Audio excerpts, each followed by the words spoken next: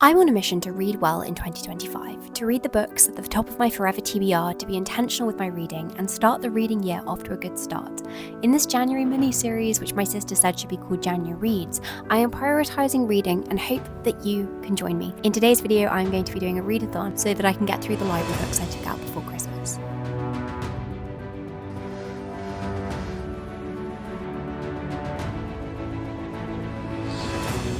And he'll always hanker after the free and open life until his dying day. I'm not sure about this.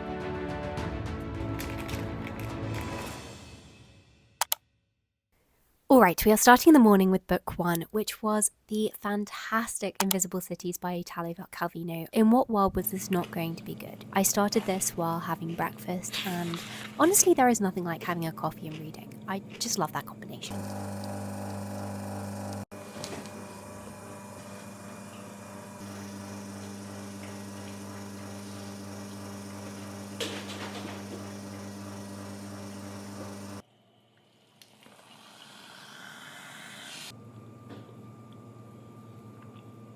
The first sip of coffee in the morning is always particularly lovely.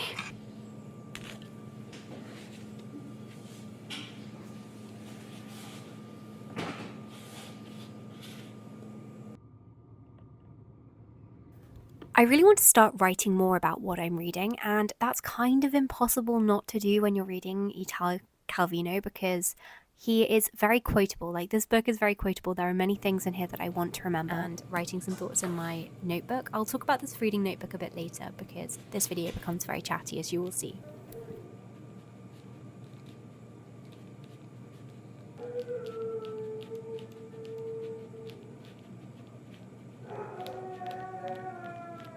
I just summed a long explanation of the book and what I'm thinking of it, and then I realised that my camera, of course, was not recording.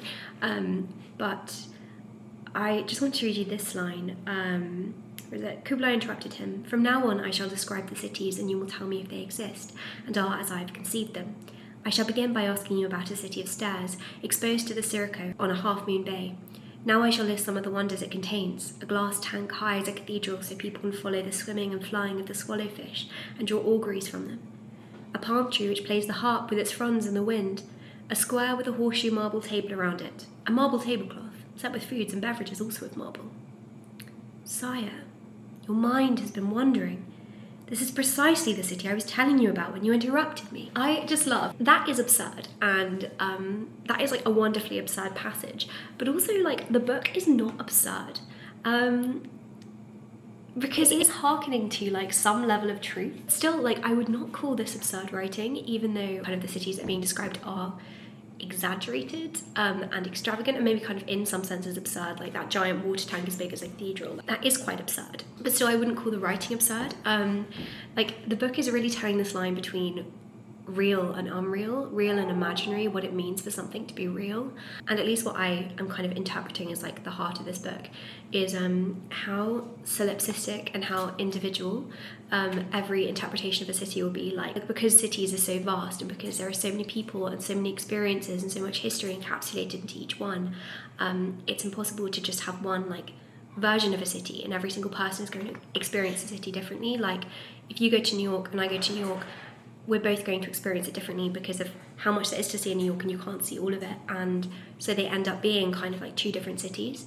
And I feel like that's what this book is getting at and is articulating, and through like introducing you, because like the book is introducing you, like each of these like short chapters introduces you to a different city, all of which are imaginary, or like, as the title says, invisible cities. But I would be interested as to like what word was used in the Spanish and why it's been translated as invisible, because like if it's imaginary, that means it's made up, but if it's invisible, it just means that like it's there but you can't see it, and so maybe that is the case with like all of these cities that we only ever see a subsection of. Yeah, so I just really like it, and as I say, how it's exploring that difference between real and unreal.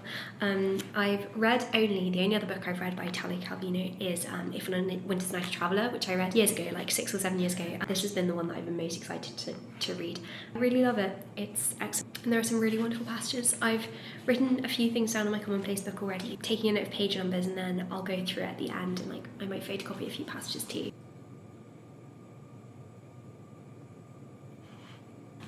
I love this. Aglaura imprisons your words and obliges you to repeat rather than say.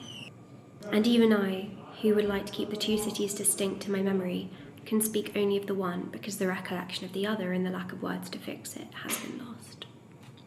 There's so much on memory in this book, and the idea of your past and your present intersecting when you go somewhere new, or kind of that you see your past self when you're visiting somewhere and you see yourself in like other people and you see possible lives of yours, and kind of the way that traveling, the way that seeing something new can also bring you closer to yourself and like understand aspects of yourself that maybe have otherwise been shrouded.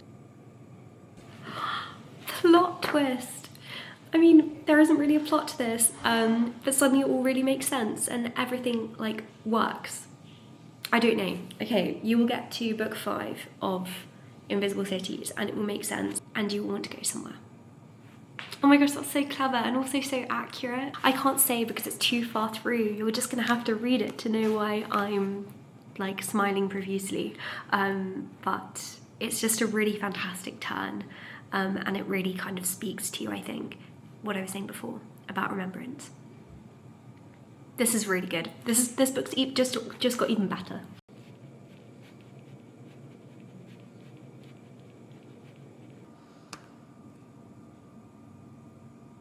I thought, you reach a moment in life when among the people you have known the dead outnumber the living, and the mind refuses to accept more faces, more expressions. On every new face you encounter it prints the old forms, for each one it finds the most suitable mask.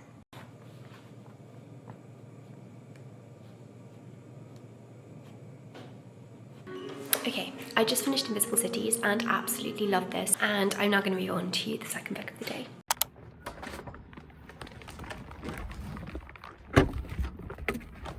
This is a horrendous angle. My dad just went food shopping and asked if I'd bring stuff in.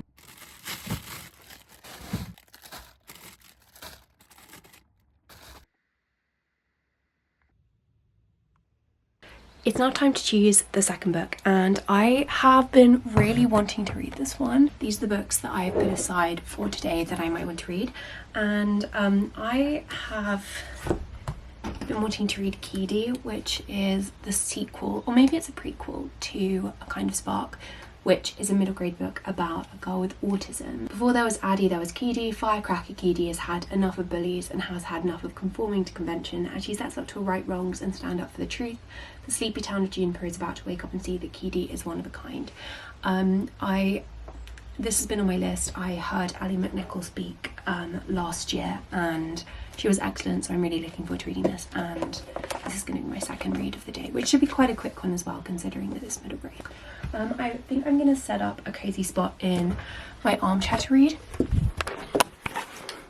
which is a little bit messy at the moment because I've just been throwing things on it. So I'm also going to light a candle. I'm right to the end of this one. I actually got this candle when I think I was like 14. I want to say this is the first candle I ever actually owned. Like my mum got it for me, and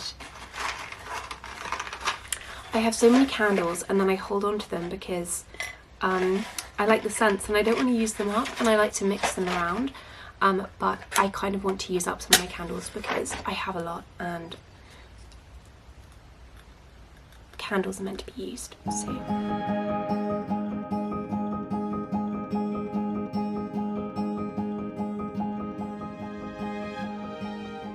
So this might only make sense if you've already read A Kind of Spark, but this is set 5 years in the past. So Addie is 6 and in A Kind of Spark she's 11, so it's a prequel, I didn't realise.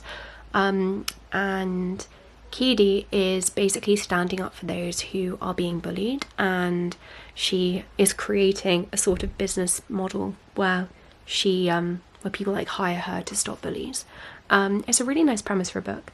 I also love how like the subtle autistic, I just wanted to share this with you. I quite like this. So they're talking about autistic representation in books, which is still very minimal, and A Kind of Spark was significant because it allowed for and like provided autistic representation when there is so little in books. It says, well, I'll be on the hunt for better. The school wants more representation in the library. And then she says, oh, there's some good stuff, I tell him. Sherlock Holmes, Vincent van Gogh, Mr. Darcy, Joe and Beth March, Mr. Dick from David Copperfield. His eyes dance with surprise, I'm impressed, and they're all autistic. Sure, I say, heading for the exit, they just don't have the paperwork. An absolutely crazy response, look. So the headmaster is called Keedie in. They're supposed to come to the teachers. This cannot continue. I don't want to see any more of these flyers, and I forbid you from engaging with anti-bullying advocacy. That is not your purpose in this school, no matter your feelings to the contrary. If a learner in the school is being bullied, the only person who should be dealing with it is a teacher. Do you not like that perspective?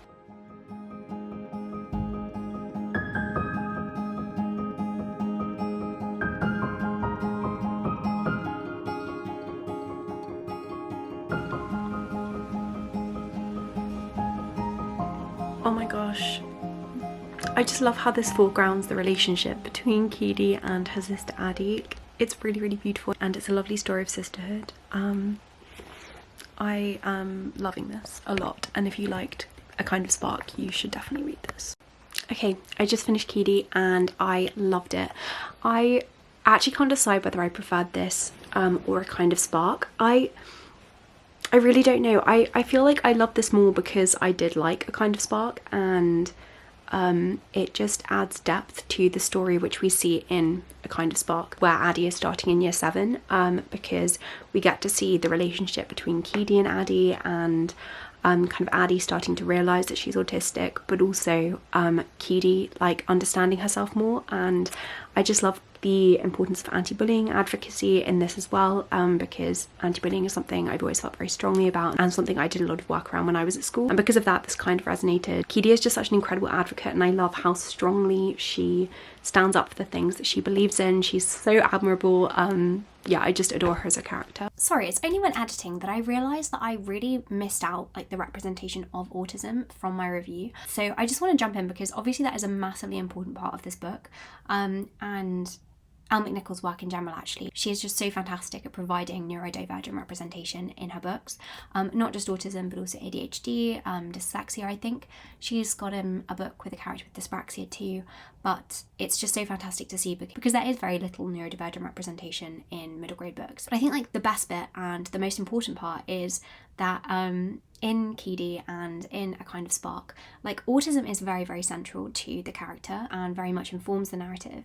But I think Elle McNicoll does just such a fantastic job. It's not like the book is about autism. It's more about how each of the characters, because of their autism, is able to do something really meaningful and valuable and important. And I just think that's incredible. Like there is this one part where Keedie is talking with Addie. I have this booklet, and this is where I keep like photocopies of some passages that I like, and I put this one in because it's just so lovely. So somebody has said about Addie that they think she's autistic, and Addie's asking Keedie what autism is, and Keedie says she needs what no one was able to give me, and says being autistic is wonderful. Her face breaks into a look of surprise. You can hear things they can't, you can see more detail in things, you can sense atoms of this planet in this world that they will never be able to find. It's a brain with extra stardust. It's like Bonnie, able to find the things that really matter in life, like smelling flowers and experiencing every single hidden note in them. Exams in school and normal things aren't made for people with hearts like hers. She's the perfect article. She's complete. She's discovered the secrets of life, and she is a conduit for beauty.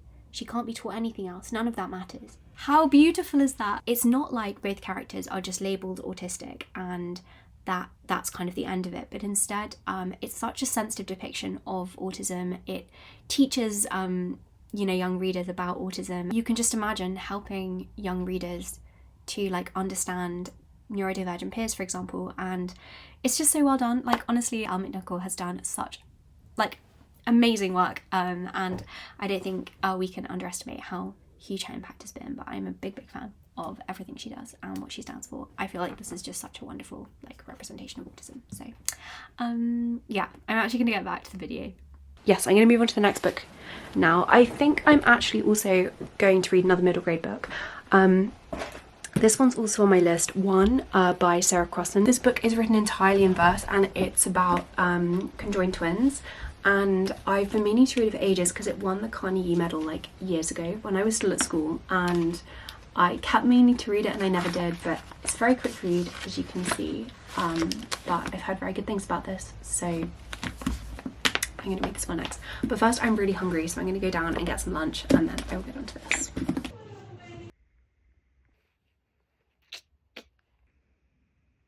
And no one laughs because it's not a joke and just meant to be very sad and very true. Yet, I can think of 100 things worse than living alongside Tippy, than living in this body and being who I have always been. I can think of 1,000 things worse, a million, if someone asked. Okay, the next book I am reading is One, and I'm currently just under 100 pages in. I'm enjoying it so far. It's very fast-paced because some of the pages literally have this little text on, and it's a really pleasant way of reading. I haven't read a novel like this in verse before, and it does work well because it is introspective. It's narrated by one of the twins, and you only hear about the other one like from her perspective, which I really like and feel is much more powerful than if you had like the narrative switching between the two twins, because it's really just emphasizing that they are two different people. I think as well that the big spaces everywhere kind of speak to what is not being said and how we are only hearing from one of them.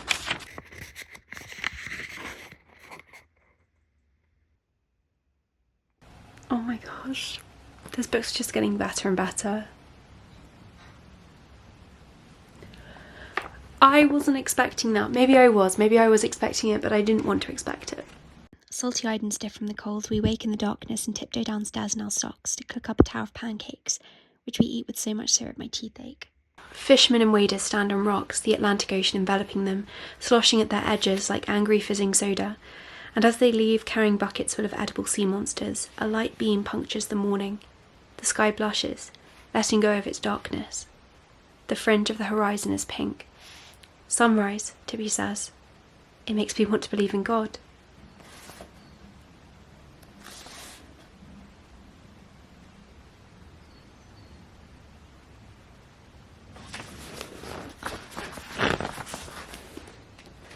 I just finished this and it was beautiful.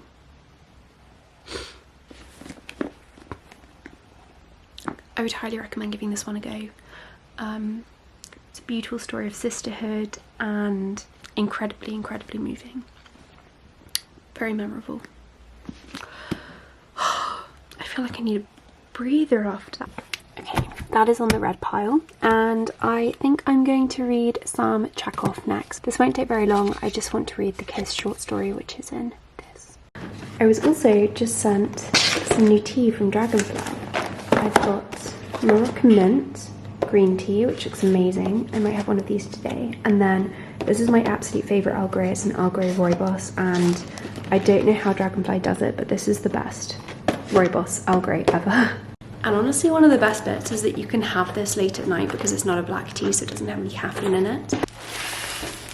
I just had a parcel come. So I ordered this to organise my postcard collection. I just ordered it on eBay. I think it's the 1970s photo album, but it's brand new. And I was thinking about getting one with loads more, but I really liked this one, and I figured I could use it for photographs eventually if I didn't end up using it for postcards. And it's one of these. Oh, it's really nice.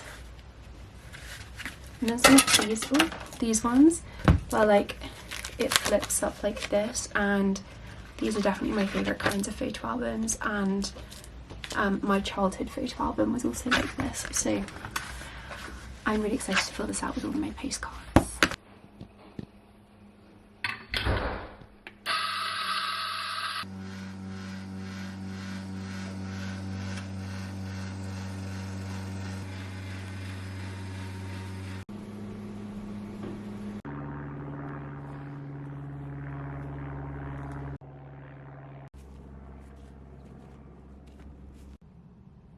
It's freezing today and it's going to be snowing in a couple of hours, so I thought that this was the perfect time to come outside and read some Chekov. I'm going to read The Kiss, as I say. I've also got a hat which I will be putting on.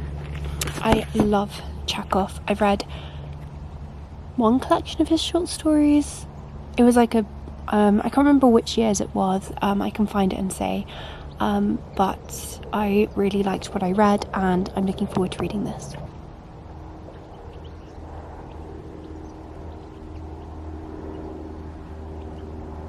I'm going to jump in momentarily and then I will actually get to reading this, but I'm slightly disappointed to find that this is actually a military narrative, which I didn't realise, and I've got to say I'm not the biggest fan.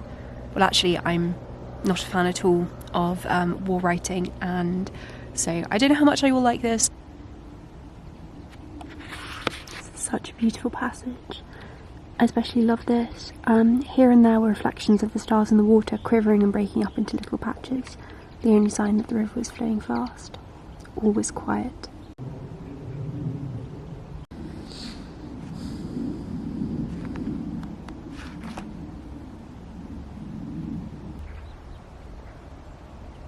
As you know very well, anyone who has ever caught a ruff or watched migrating thrushes swarming over his native village on cool, clear autumn days can never live in a town afterwards, and he'll always hanker after the free and open life until his dying day. Uplifting illusion is dearer to us than a host of truths. It's really interesting to see Chekov quoting Pushkin as well. This is interesting, it's about the immorality of happiness. In case you didn't believe me when I said it was cold, there is frost. It's so pretty.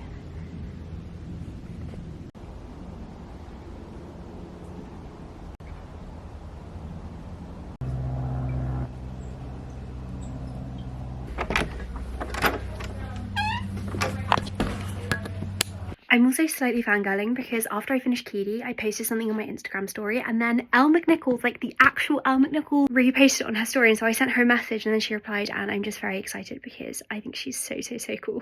When I say the amount that this author is doing for tangible, actual neurodivergent representation in fiction, like middle grade fiction, it's incredible. Before A Kind of Spark, there was so little autistic representation in middle grade books and children's writing, and I mean still there is not very much at all, but she's like started to pave the way for a difference in kind of writing for children around neurodivergence, and I just think that's so cool. I'm also kind of out of breath because I ran upstairs. The room is also hugely getting on my nerves. It's so messy, but we'll think about that soon because I'm going to read my next book. So I've read this one, and I'm next going to read Heaven is for Real by Todd Burpo. I'm reading this because I learnt about this story when I was doing my A-level RS and was really interested by it and wanted to read the story, like the book of it, very badly, but I never got my hands on a copy. And so when I saw this at the library, I thought I'd pick it up.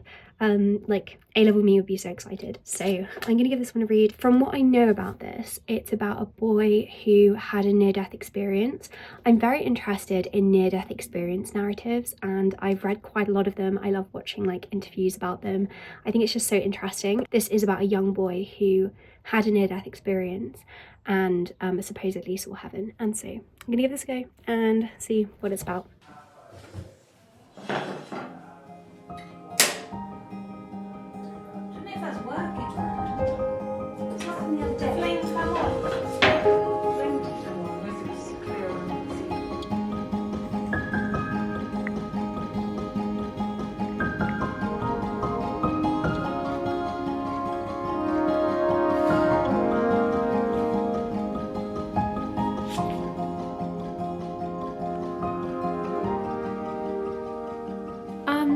I'm not sure about this.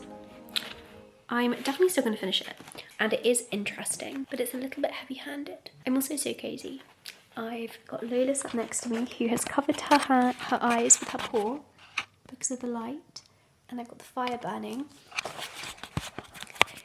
And also, very tantalisingly, my mum has left the book she is reading at the moment on the side of the sofa, which I really want to read, which is Orbital, because it won the Booker. And this is so high on my TBR, and I didn't even realise my mum was reading this or that she'd bought it, and I know that she's halfway through and I just really want her to finish it so that I can read it. Selfishly, she said she's going to try and finish it today though. She's like halfway through, and so when she gets home she's going to finish it, but it's literally just there and I want to start it, but I can't because then when she gets home I'll be in the middle of it and I can't do that. So I'm going to stick with this and then read Saturday, and then maybe hopefully I'll have time for this one to read afterwards.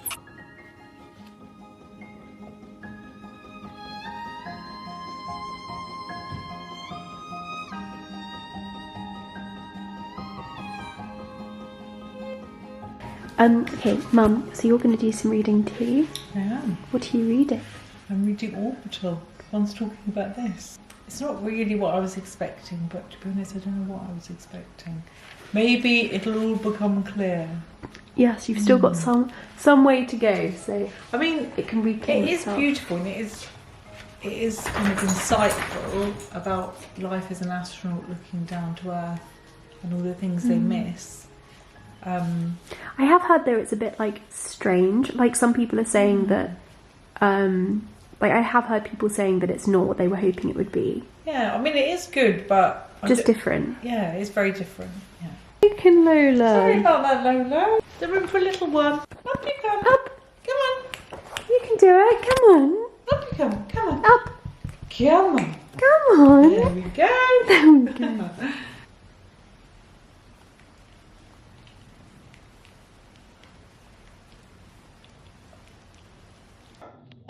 She likes disturbing the peace, doesn't she? That was perfect timing. So I just finished my book.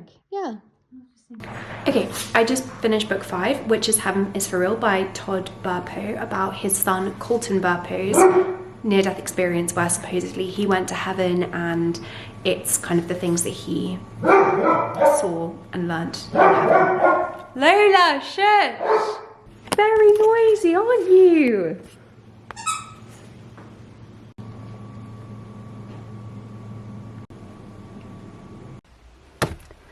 The final book I put aside for this readathon is Saturday by Ian McEwan, which again I have wanted to read for ages, and I think it's probably going to be the last one I read, but hopefully I will also have time to read Orbital because I do really want to read that. And I think this is the one I want to read.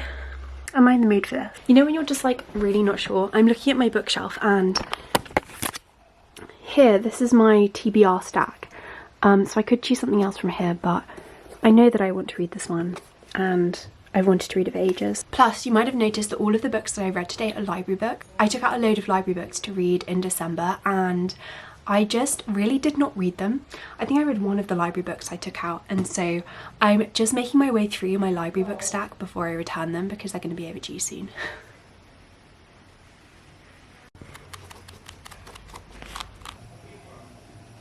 I set a resolution for myself a couple of years ago to not finish a book if I don't like it, because I used to just out of principle finish a book.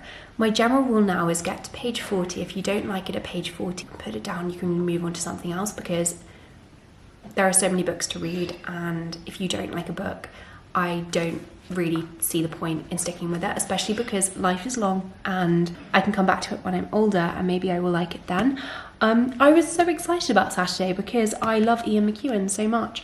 I loved Atonement, I loved Nutshell, and also On Chesil Beach. I liked all three of those, and so I was really looking forward to reading Saturday. It was mentioned, like we read a passage when I was doing my undergraduate degree, and we were thinking about like Derrida's idea of the automaton and that kind of that feeling of alienation and how that's captured in this. And the main character in this is a neurosurgeon, so thinking about like how a neuroscientific perspective of the brain then changes the way that you operate in society and how you think of like people as brains. So with that as a backdrop, I was really looking forward to reading this book, and it's been on my TBR list for about 4 years. To be completely honest, I'm finding it just very, very boring. It's a stream of consciousness sort of narrative. Like, he's going through his day and he's giving details of the surgery that he's performing. All of it's very mundane, but also not mundane, because obviously they're massive events because they're operations, which is quite an interesting like dichotomy. It's really hard to put my finger on it, but the writing is like, it's introspective, but it's not reflective. And that is a big deal breaker for me, because I love like kind of slow-paced books and ones that are very internal and that are a stream of consciousness, but on the condition that it's reflective and that there are lots of reflections around life, what it means to live well. And there are some reflections in here and little kind of like snippets, but it's mainly like details of life and details of the material world, which maybe makes sense with a neuroscientist narrator. But I just really do not like it. My mum just said that I could read Orbital, so I'm going to read this now instead, and I'm much more excited about this, and I think I'm going to like this a lot. So I'm going to say goodbye to this one. I read the first 30 pages and I'm going to read this instead.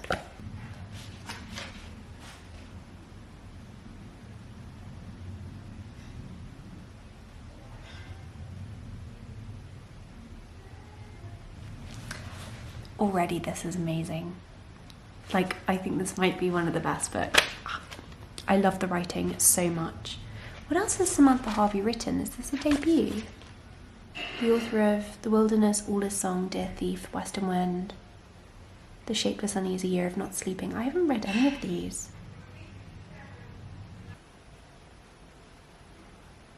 Take a break from reading and go and have a shower, and then I'm going to get back to Orbital, which I'm really liking. I also just quickly took a 5-minute intermission because I had my book roundup of everything I read in 2024 just go live, and so I was just making sure that it had actually gone up.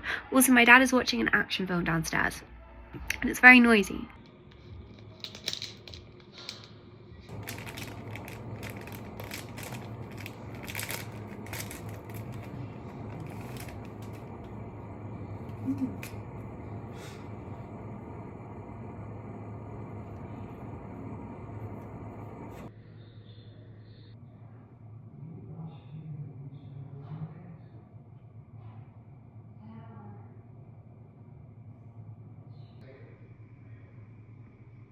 Just a moment of appreciation for this book because it's new, and new book smell is lovely. I love very old book smell.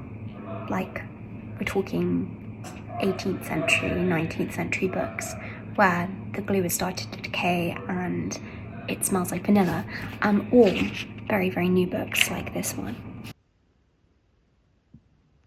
I'm about halfway through this book now and I'm going to go down for dinner. I've got to say that about this point in a read-a-thon I always do start to lag. I love doing read-a-thons, but I do like the first like 10 hours the best because my energy is highest, and then it gets to this point in the day and I start to get a bit tired and I find it gets a bit harder to focus, which is funny as well because genuinely there is nothing better than just sitting down and spending a whole day reading. I think this is the part of the day where I very intentionally start to slow down with my pace of reading as well. Like, people say a lot, you know, one of the big criticisms of read-a-thons is that you don't manage to like actually properly engage with what you're reading. I never find that a problem at the beginning of a read-a-thon, and it just feels very indulgent and fun, and I love being able to just give the space to a whole entire book. Like, reading a book in one sitting is really powerful, and I feel like you get such a great sense of like the plot and the build, and you can really properly involve yourself with the characters. And I do love reading fiction in one sitting, even non-fiction actually, because then you can properly engage with the ideas. And yeah, I do like books as complete things. However, after like 10-ish hours I do find that because I'm not focusing as much, that's when there's a danger of accidentally rushing through a book. So with this, I'm very intentionally taking it slow, because the point of a read-a-thon is not to like read as many books as possible. It's giving yourself a day to read as many books as you can, and the pacing of that might change. But of course you don't just want to get through a book, you want to enjoy the book. And when I'm tired, I definitely need to spend more time reading to kind of get the enjoyment from the book and get something from it. But all that to say, I am loving Orbital. As my mum said before, it is very different. I haven't read anything like this, but I love the writing. Oh my goodness. Look, you know it's good as well because Max Porter has written a note on the front saying awe-inspiring. Like Saturday, it's introspective but in a completely different way and so beautifully lyrical. I love how it's philosophical. It's using that perspective from space, that kind of separation from planet Earth, to just completely reframe what it means to live. Like, how does life change? How does our perspective of the planet change when we're sat looking at it from afar? And that's such a wonderful perspective that we so rarely get to hear, and so it's wonderful to be able to explore that through this book. There are, I think it's 5 or is it 6 different astronauts? 6 astronauts, and my mum mentioned before as well that like it's quite difficult to tell the difference between all of them, and like I'm definitely finding that too, but I quite like the way that they are all on top of each other, like in the same way that you would expect them all to be in a spacecraft. Like, they're so close to each other that they're tumbling over each other and they become interwoven, and they become tangled, and so it makes sense that their narratives become tangled in this. So I really like that. And as I say, I just love a good slow-paced introspective book which has like some sort of philosophical outlook. Like, this is just brilliant, and I think very much deserved the Booker Prize. But I will read the rest of this later. I'm going to go down for dinner with my family, and my mum really, really wants us to watch the new Outnumbered special, so I am going to watch it even though I'm doing a read-a-thon. I did say I'm doing a read-a-thon, so I can't watch the show, but my mum is very insistent. I will have a break and then I will come back and finish this in bed, and this is very likely to be the last book I read today. Maybe I'll read something else, but I don't want to rush this. Can you go out the back door? Lola! It's snowing!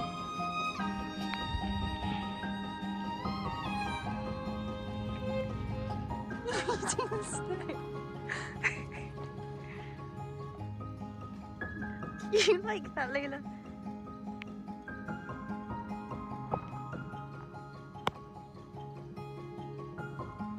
Maybe human civilization is like a single life. We grow out of the royalty of childhood into supreme normality. We find out about our own unspecialness, and in a flash of innocence we feel quite glad. If we're not special, then we might not be alone.